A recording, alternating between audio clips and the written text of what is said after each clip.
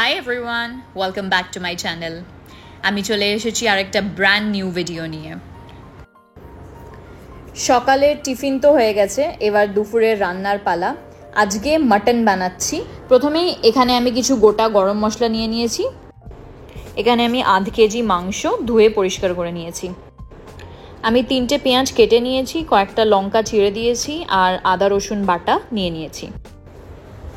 বাঙালি মানেই আলু তো থাকবেই মাংসে, তাই প্রায় 3-4টে আলু ভালো করে ছুলে ওটাকে নুন হলুদ মাখিয়ে ভেজে নিলাম।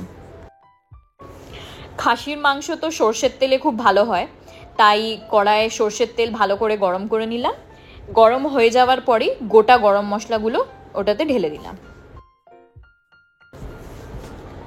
মশলাটা ভালো করে ভাজা হয়ে গেছে, এবার আমি চিড়ে রাখা কাঁচা লঙ্কাগুলো তেলে ছেড়ে দিলাম।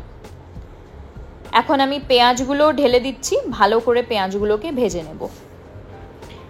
1 ফোঁটা আমি নুনও দিয়ে দিলাম, পেঁয়াজটা ভালো করে গলে যাবে।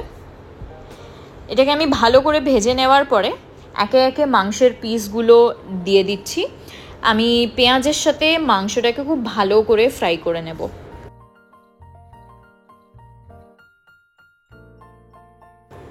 এটাকে নাড়িয়ে চাড়িয়ে ভালোভাবে ভেজে নিতে হবে।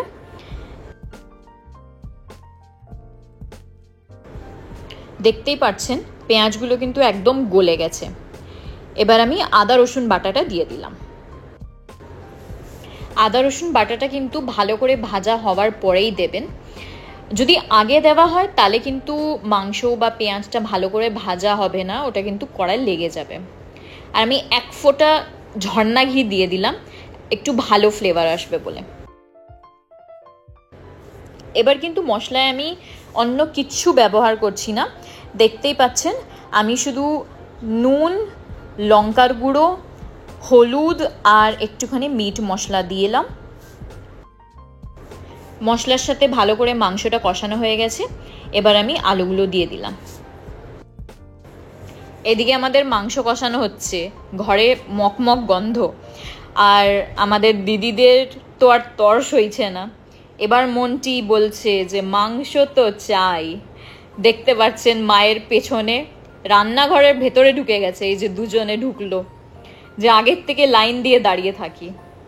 এদিকে আমাদের মাংস কষানো হয়ে গেছে। আমি যেহেতু খাসির মাংস, এটাকে একটু প্রেশার কুকারে সিদ্ধ করতে হবে, তাই আমি একটি কুকারটাকে একটু গরম করে নিলাম আর তেল দিয়ে দিয়েছি একটু, আর মাংসটা কড়াই থেকে এবার আমি কুকারে ট্রান্সফার করে নিচ্ছি।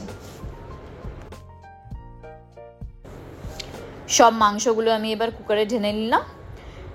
কড়াইয়ের গায়ে মশলা লেগেছিল, তাই একটু জল দিয়ে কাচিয়ে ওই জলটাই আমি কুকারে ঢেলে নিচ্ছি।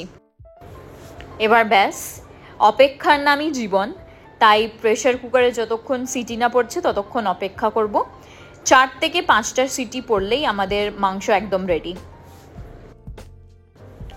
দেখতেই পাচ্ছেন কি সুন্দর মাংসটা গলে গেছে।